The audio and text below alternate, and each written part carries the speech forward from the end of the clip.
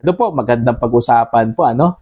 Ito kung posibilidad po makabida, no, na tumakbo bilang Pangulo po ng Pilipinas, ito kung si Senator Risa Hontiveros, ano? Kahapon po, nagbigay na po siya ng clue, ano, na bukas daw siya sa mga posibilidad, ano, na tumakbo bilang Pangulo po ng Pilipinas sa 2028 presidential elections, ano? Ito po, babasahin ko lang po ito mga kabida kasi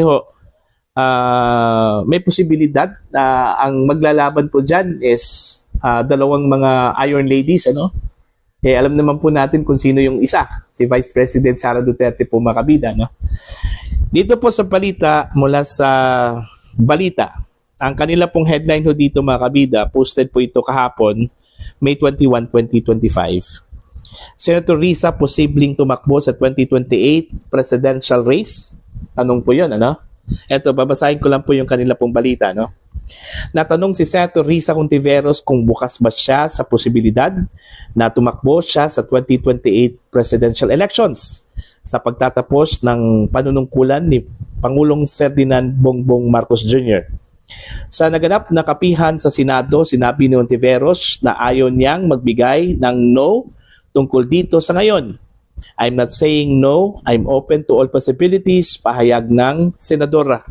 At yun yung hinihingi ko sa lahat ng mga kasama sa oposisyon or independent bloc na maging bukas kami sa lahat ng possibilities at sa isa't isa alang-alang sa oposisyon at alang-alang sa ating mga kababayan. Sa ngayon, ang prioridad ni Senator Risa ay pagtatrabaho bilang senador, lalo't nakabalik na sa Senado sina Senator-elect Gabam Aquino at Kiko Pangilinan. At nakapwesto naman sa Kamara ang Akbayan Party List. Ayun. So, hindi naman po nagbigay ng outright rejection, ano? Ito kung si Senator Risa Hontiveros po makabida doon po sa tanong, ano, kung tumakbo ba siya o sasabak po ba siya sa panguluhan, ano, sa 2028 presidential elections. Okay?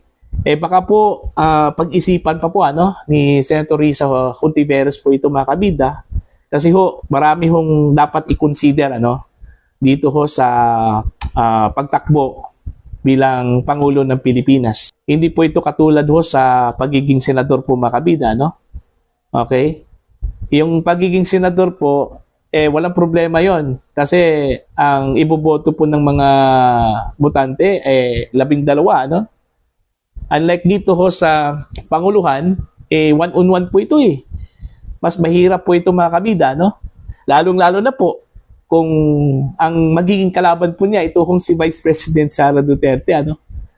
Napakalakas. In fact, maituturing frontrunner po ngayon, ano? Ito kung si Vice President Sara Duterte sa pagiging presidente po ng Pilipinas, mga kabida, considering yung kanyang strength ngayon, ano? Yung kanyang lakas. Lalo na po, nalaman po natin yung resulta po ng eleksyon. Okay? Yung katatapos lang po na eleksyon po mga kabida kung saan po ay napaka-dominante, no? Ito kung si Vice President Sara Duterte when it comes to endorsement doon po sa mga kandidato, no? Okay? So, dapat pag-aralan po ito ni Senator Risa kung kaya ho ba niyang tapatan ito kung si Vice President Sara Duterte, ano? Okay? Although, alam po natin ng mga sumusuporta po kay Risa Hontiveros, ito hong mga kakampings. 'Di ba? Yung kakampings po ay composed of different parties and groups yan, mga kabida, no? Andyan yung One Sambayan, yung Liberal Party, ano? Maybe ito hong ilan sa mga progressive groups, okay? Parang kabilang ata dyan, ano, mga kabida. Alright? Kaya nga, may posibilidad yung prediction po, ano, na baka po sa 2028, ang maglalaban po mga kabida ay hindi na po administration versus Duterte, ano. It would possibly kakampings versus Duterte. Okay? Dahil maganda yung showing po mga kabida, no, ng kakampings po ngayon. Kasi naipanalo po nila si Bam Aquino at hindi lang po basta-basta pong panalo, number 2 po mga kabida. At ito pong si Kiko Pangilinan, I think number 5 ata, no? At least nasa top 5 po yung kanila pong mga kandidato. So, on that note, yung showing po nila sa election napakaganda. Kaya siguro na-inspire po itong si Senator Risa Hontiveros na baka may posibilidad na o may chance na manalo dahil dito sa suporta ng kakampings. Okay? Pero kung titingnan po natin yung political base between the two, itong si Vice President Sara Duterte at saka itong si Risa Hontiveros, napakalayo pa po, mga kabida.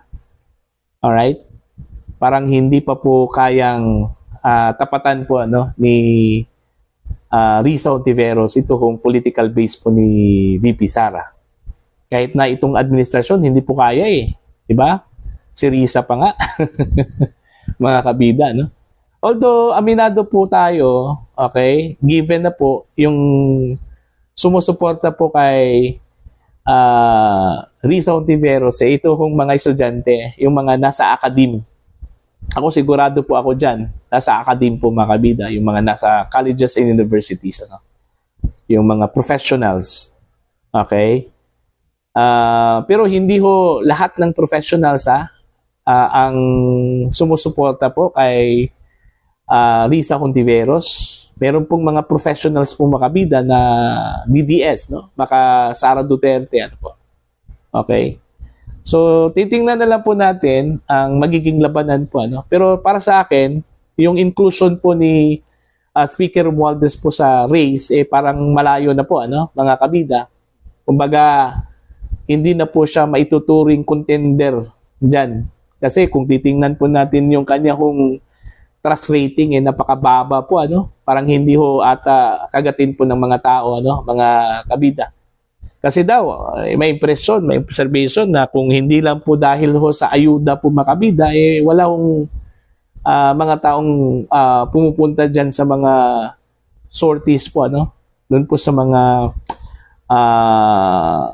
gatherings kung saan po andyan si Speaker Martin Romualdez mga kabida. Yung lamang lang po ni Speaker is marami hong pera, Okay? Namumudmud po ng pera po mga kabida, kaya dami hong tao. Kaya nga, tingin po sa mga kritiko, dahil lang po sa ayuda, kaya nga dumagsa yung mga tao. Pero kung wala yung ayuda po mga kabida, wala. Okay? So, yun lang po, magandang labanan po ito. Fight between two iron ladies, sa election sa 2028, mga kabida, kung matutuloy po itong si Risa Hontiveros. Kasi pagdating sa street, matapang din itong si Risa Okay? Siya lang po yung babae po mga kabida, sa Senado na lumaban po kay dating Pangulong Rodrigo Roa Duterte. Ganyan katapang po itong si Risa. Pero tatalunin po ito ni VP Sara pagdating sa tapang. Kasi kung matapang man po si Risa Hontiveros, mas matapang po itong si Vice President Sara Duterte. Mantakin nyo, okay? Nilamon po niya itong administrasyong ito. Diba? Hindi siya nagpatinag. Mantakin nyo mga kabida, ilang mga investigasyon na kinakaharap itong si VP Sara. Tapos yung persecution na ginawa po sa kanila pong pamilya, pero nakatayo pa rin. Diba? Nakatayo pa rin. Kaya nga, naalala ko po yung sinabi po ni Ted Filon sa kanyang program, na yung mga nagnanais daw na lumpuin po itong si VP Sara sa pamamagitan po ng impeachment, siguruhin daw ng mga nagnanais na lumpuin po itong si VP Sara na talagang malulumpo talaga, Kasi kapag hindi malulumpo itong si VP Sara po mga kabida, makasurvive po siya dito sa impeachment trial po niya, dyan po sa Senado, baka po, iba po yung magiging takbo po ng karir ng mga nagnanais po na mawala itong si VP Sara mga kabida sa politika. Okay? Kumbaga, aabangan nila ang magiging restback ng Vice Presidente. Kaya nga, napaisip po ako, ano na kaya ang iniisip po ng mga detractors po ni VP Sara ngayon? Lalong-lalo na po, napifeel na po nila yung lakas ni Aguila, ni Vice President Sara Duterte. How much more pagdating ho sa 2028 kung si VP Sara yung mananalo po bilang presidente po ng Pilipinas, baka mangingibang bansa na po itong mga taong ito, Okay? Yun yung inaabangan po natin. Yung the day of reckoning, mga kabida. Ika nga, ni VP Sara, the day of reckoning. Ang sabi ng ilan, nag-umpisa na nga itong day of reckoning, Hindi pa po full-blown yung day of reckoning po, mga kabida. At yan yung aabangan po natin sa darating na mga araw, mga kabida. So, para po sa inyo, ano po ang inyong opinion at pananaw ko dito sa posibilidad na tatapatan po ni Senator Risa Hontiveros ito hong si Vice President Sara Duterte sa Panguluhan po, mga kabida, sa 2028 presidential elections. Kakayanin ba ni Senator Risa Hontiveros ito hong si VP Sara, mga kabida?